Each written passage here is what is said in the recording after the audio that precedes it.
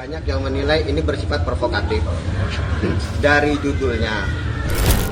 Sebuah film dokumenter tentang Papua mendadak diperlakukan layaknya ancaman negara. Pemutarannya dibatalkan, diskusi dibubarkan, aparat mendatangi kampus dan ruang komunitas bahkan sebelum film itu selesai ditonton publik. Nama film tersebut Pesta Babi, yang membuat situasinya terasa semakin janggal. Film ini bukan film aksi bersenjata ataupun propaganda perang. Isinya justru lebih banyak membahas kehidupan masyarakat Papua, tradisi dan realitas sosial yang jarang sekali muncul di layar nasional. Namun semakin sering dicegah, rasa penasaran publik justru semakin membesar. Potongan videonya mulai menyebar di media sosial, diskusinya makin ramai, dan pertanyaan yang muncul pun semakin liar. Sebenarnya, apa yang begitu ditakuti dari film ini?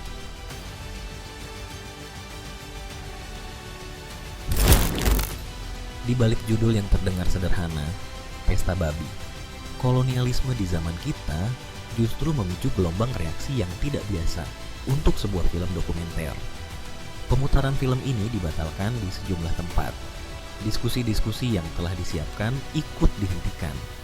Bahkan di beberapa titik, aparat dilaporkan sudah hadir sebelum film selesai diputar. Padahal isi yang dibahas sebenarnya bukan sesuatu yang benar-benar baru. Papua, tanah adat, dan perubahan besar yang sedang terjadi di wilayah selatan pulau tersebut. Film berdurasi 95 menit karya Dandi Dwi Laksono dan Sipri Pajudal ini bergerak di wilayah Merauke, Bovendigul, hingga Mapi, kawasan yang dalam beberapa tahun terakhir menjadi pusat ekspansi besar proyek strategis nasional. Sawit, tebu, hingga proyek energi berskala raksasa masuk dengan membawa narasi pembangunan dan ketahanan pangan. Namun kamera film ini tidak berhenti pada angka investasi atau janji pembangunan semata.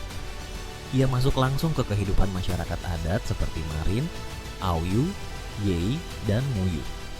Di sana, perubahan tidak hadir sebagai konsep besar di atas kertas, melainkan sebagai kenyataan sehari-hari, hutan yang terus menyusut, tanah yang berganti fungsi, dan ruang hidup yang perlahan semakin sempit.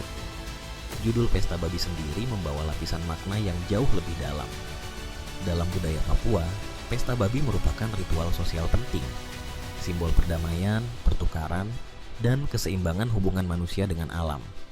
Namun dalam film ini, simbol tersebut seolah dipantulkan ke arah yang berbeda. Menjadi ironi tentang pesta lain yang berlangsung di tingkat kebijakan dan kekuasaan, ketika tanah berubah menjadi komoditas dan seluruh lanskap perlahan berubah menjadi proyek besar. Dan disinilah titik paling sensitifnya mulai terasa.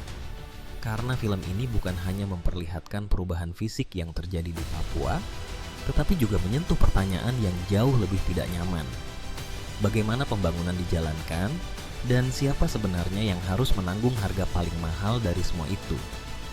Mulai dari korporasi agribisnis pemilik konsesi besar, elit politik yang mengesahkan izin, hingga aparat keamanan yang dituduh hadir sebagai pelindung jalannya investasi. Pesta Babi, kolonialisme di zaman kita, karya Dandi Dwi Laksono dan Sipri Pajudal, bergerak di wilayah pembahasan yang sejak awal memang sudah sangat sensitif. Nama Dandi sendiri juga bukan nama baru dalam dunia dokumenter kritis. Lewat karya seperti Sexy Killers, Pulau Plastik, hingga Dirty Vote, ia sudahlah lama dikenal sebagai pembuat film yang kerap menyentuh sisi paling kontroversial dari kebijakan publik dan lingkaran kekuasaan. Dalam Pesta Babi, kolonialisme di zaman kita, ada 3 lapisan isu yang membuatnya cepat berubah menjadi bahan perdebatan panas. Pertama, konflik bersenjata dan meningkatnya kehadiran militer di Papua yang kerap dikaitkan dengan pengamanan proyek strategis. Kedua, munculnya pengungsian di berbagai wilayah akibat konflik dan menyempitnya ruang hidup masyarakat adat. Ketiga, deforestasi skala besar yang disebut sebagai salah satu yang paling masif dalam beberapa tahun terakhir. 3 isu besar ini bertemu dalam satu narasi yang dianggap terlalu langsung oleh sebagian pihak. Namun yang menarik, film ini tidak dirilis bebas di YouTube. Tidak ada akses instan, tidak ada tayangan digital massal yang bisa ditonton kapan saja. Sipri Pajudale menjelaskan bahwa sejak awal film ini memang dirancang sebagai pengalaman kolektif. bukan konsumsi individu semata.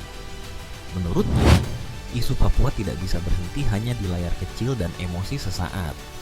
Harus ada ruang tatap muka, ruang diskusi, dan ruang debat setelah orang selesai menonton. Karena itulah, konsep nonton bareng dipilih sebagai jalur utama penyebaran film ini.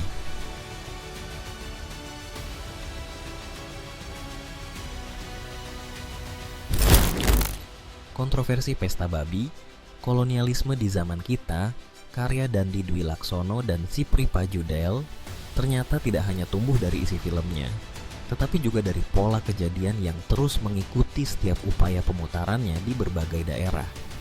Berdasarkan data Koalisi Masyarakat Sipil dan Watchdog, sedikitnya lebih dari 21 insiden tercatat, mulai dari intimidasi, pengawasan, pembatalan mendadak, hingga pembubaran paksa acara nonton bareng.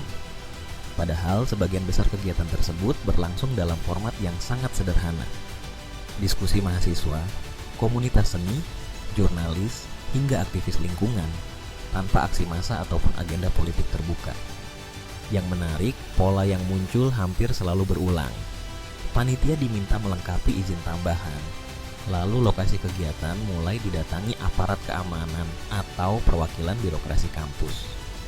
Tidak lama setelah itu, acara dibatalkan dengan alasan menjaga kondusivitas atau mencegah potensi gangguan ketertiban. Di Ternate, pemutaran yang digelar oleh Aliansi Jurnalis Independen di Pendopo Benteng Oranje dihentikan aparat TNI. Dan DIM 1501, Ternate menyebut judul film ini provokatif dan berpotensi memicu keresahan. Pola yang sama kembali muncul di Universitas Hairun, ketika aparat berseragam TNI masuk ke area kampus dan menghentikan pemutaran yang sedang berlangsung. Di Universitas Mataram, situasinya bahkan melangkah lebih jauh. Ratusan mahasiswa sudah berkumpul, tetapi pemutaran tidak pernah benar-benar dimulai. Wakil Rektor 3 bersama petugas keamanan kampus menghentikan acara dengan alasan film tersebut dianggap tidak layak diputar di lingkungan akademik karena dikhawatirkan dapat menimbulkan ketersinggungan pihak tertentu. Di Bandung, tekanan hadir dalam bentuk yang lebih samar. Seorang kreator konten mengaku rencana nobarnya dibatalkan secara mendadak setelah pemilik kafe menerima peringatan dari pihak yang tidak disebutkan.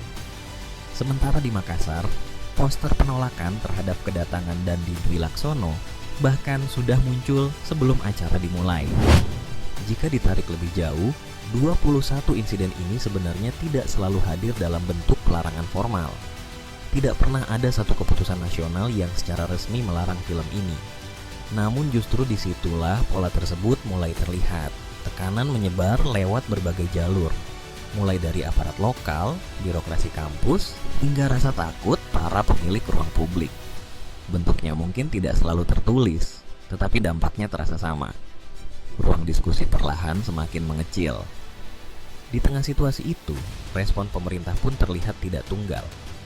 Natalius Pigai menegaskan bahwa pelarangan tanpa dasar hukum tidak dapat dibenarkan. Sementara Puan Maharani menilai isu ini sangat sensitif dan perlu disikapi dengan kehati-hatian. Di sisi lain, Andreas Hugo Pareira justru mengkritik keterlibatan aparat dalam pembubaran acara yang dianggap terlalu berlebihan untuk sebuah karya dokumenter. Sementara itu, Yusril Ihza Mahendra menegaskan bahwa tidak ada larangan resmi dari pemerintah pusat, meski ia juga menyebut judul film tersebut cukup provokatif dan perlu dijelaskan lebih jauh kepada publik.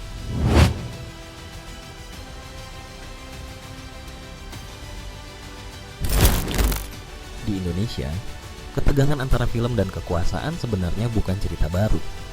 Sejak dulu, film hampir tidak pernah diperlakukan sekadar sebagai hiburan semata.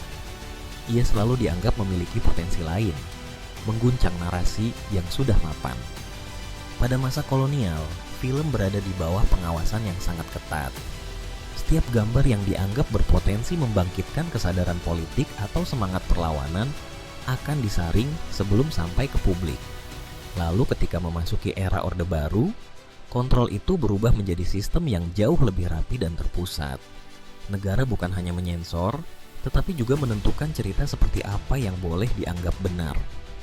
Namun memasuki era digital, pola tersebut tidak lagi terlihat dalam bentuk yang terang-terangan. Tidak selalu ada larangan tertulis, dan tidak selalu ada lembaga sensor yang berdiri di depan publik. Yang muncul justru pergeseran mekanisme, dari instruksi formal menjadi tekanan yang menyebar ke berbagai arah. Fenomena itu kembali terlihat dalam perjalanan Pesta Babi. Kolonialisme di zaman kita, karya Dandi Dwi Laksono dan Cipri Pajudal. Di berbagai kota, pemutaran film ini ternyata tidak selalu berjalan mulus. Ada yang dibatalkan bahkan sebelum dimulai, ada yang dihentikan di tengah jalan, dan ada pula yang tidak sempat berlangsung karena tekanan sudah datang lebih dulu. Berdasarkan catatan Koalisi Masyarakat Sipil dan Watchdog, sedikitnya lebih dari 21 insiden tercatat berkaitan dengan pembatasan pemutaran film ini. Menariknya, pola yang muncul hampir tidak pernah berbentuk larangan resmi secara terbuka. Yang lebih sering terjadi justru permintaan izin tambahan, kedatangan aparat atau perwakilan institusi, lalu pembatalan acara dengan alasan menjaga ketertiban atau menghindari potensi konflik sosial. Bentuknya memang tidak selalu sama, tetapi hasil akhirnya tetap serupa. Ruang diskusi perlahan semakin menyempit. Di beberapa tempat, pemutaran di kampus dihentikan oleh pihak keamanan internal.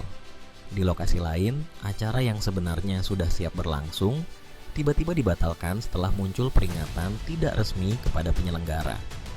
Bahkan ada situasi ketika tempat acara mendadak menarik diri tanpa memberikan penjelasan terbuka kepada publik. Yang membuat situasinya semakin menarik, film ini sendiri tidak pernah secara resmi dilarang di tingkat nasional. Tidak ada satu keputusan tunggal yang menyatakannya ilegal ataupun terlarang. Namun justru disitulah letak kejanggalannya. Pembatasan terjadi secara tersebar, tanpa ada satu pusat komando yang benar-benar terlihat di permukaan. Di sisi lain, respons negara juga tampak tidak seragam. Ada pejabat yang menekankan pentingnya kebebasan berekspresi, ada yang meminta kehati-hatian karena isu ini dianggap sensitif, dan ada pula yang menegaskan bahwa pemerintah pusat sama sekali tidak pernah mengeluarkan larangan resmi. Tiga pandangan berbeda ini berjalan bersamaan tanpa titik temu yang benar-benar jelas. Situasi ini memperlihatkan satu perubahan penting. Jika dulu sensor bekerja lewat keputusan resmi yang jelas terlihat, kini ia bisa muncul melalui banyak pintu kecil sekaligus. Mulai dari kampus, aparat lokal, pengelola ruang publik, hingga tekanan sosial yang tidak selalu tampak di permukaan. Dan di tengah pola yang menyebar seperti itu, pertanyaan lama kembali muncul dalam wajah yang baru. Ketika sebuah film tidak pernah benar-benar dilarang, tetapi juga tidak sepenuhnya dibiarkan hidup, sebenarnya apa yang sedang terjadi di balik semua itu?